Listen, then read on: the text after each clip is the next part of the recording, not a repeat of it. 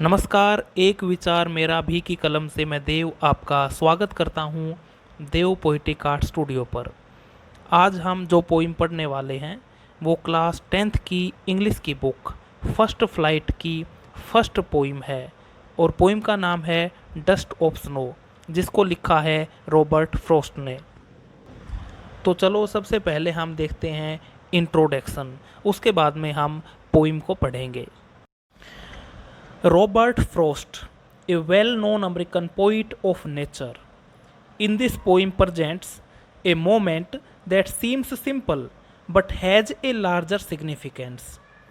Robert Frost America का एक चिर परिचित प्रकृति प्रेमी कवि इस कविता में एक ऐसे पल के बारे में बताता है जो वैसे तो बहुत ही सामान्य है लेकिन बहुत ही ज़्यादा महत्वपूर्ण है।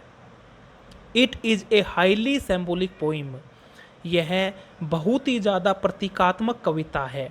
One day the poet was in A depressed mood.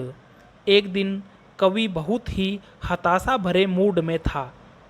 A pleasant thing happens in a tree. पेड़ पर एक सुखद घटना घटी। It change the poet mood. और इस घटना ने कवि के मूड को बदल दिया। It saved the rest of the day for the poet. इस घटना ने कवि के शेष दिन को बचा लिया। यहाँ हमने बात की कि एक दिन पोइट का मूड खराब था या उसका मूड हताशा भरा था, लेकिन तभी पेड़ के ऊपर वह एक सुखद घटना को देखता है और इस घटना को देखने के बाद कवि की मनोवृत्ति बदल जाती है, उसका मिजाज या उसका मूड बदल जाता है और उसका दिन जो खराब जाने वाला था वो खराब होने से बच जाता है।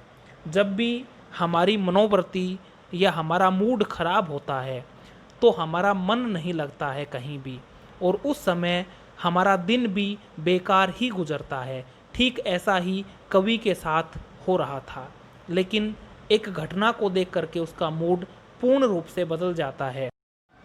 चलो देखते हैं पहला stanza. The way a crow shook down on me the dust of snow from a hemlock tree. जिस तरह से एक कौवे ने धतूरे के पेड़ से मेरे ऊपर बर्फ़ के कुछ कण गिराए। यहाँ पे हमने बात की कि एक कौवा धतूरे के पेड़ से कवि के ऊपर बर्फ़ के कुछ कण गिराता है। अब सेकंड का स्टेंजा देखते हैं। Has given my heart a change of mood and saved some part of a day I had rued. और इस बात ने मेरे मूड को बदल दिया, मेरे मिजाज को बदल दिया और दिन का वह भाग जो खराब जाने वाला था उसको खराब होने से बचा लिया। यहाँ पे कवि देखता है कि जिस तरह से कौवे ने अपने शरीर से बर्फ़ के कण झाड़ करके अपने आप को हल्का कर लिया। ये बर्फ़ के कण एक बाह्य आवरण था जिसको कौवा झाड़ता है तो हल्का महसूस करता है। कवि भी यह सीख लेता है कि इसी तरह से हमारे मन के ऊपर भी निराशा रूपी आवरण जगह बना लेते हैं, तो उन्हें भी हटाया जा सकता है कौवे की भांति। तो यहाँ कवि उस हताशा रूपी आवरण को अपने मन से, अपने मिजाज से हटा देता है और फिर से वह तरोताज़ा महसूस करता है और उसका दिन जो बेकार मिजाज के कारण खराब जाने वाला था अब वह अपने उस दिन को खराब होने से बचा लेता है। तो ये हमारी पोइम थी। मुझे उम्मीद है कि आपको ये पोइम अच्छे से समझ आई होगी। अगली पोइम के साथ फिर मिलेंगे, तब तक धन्यवाद।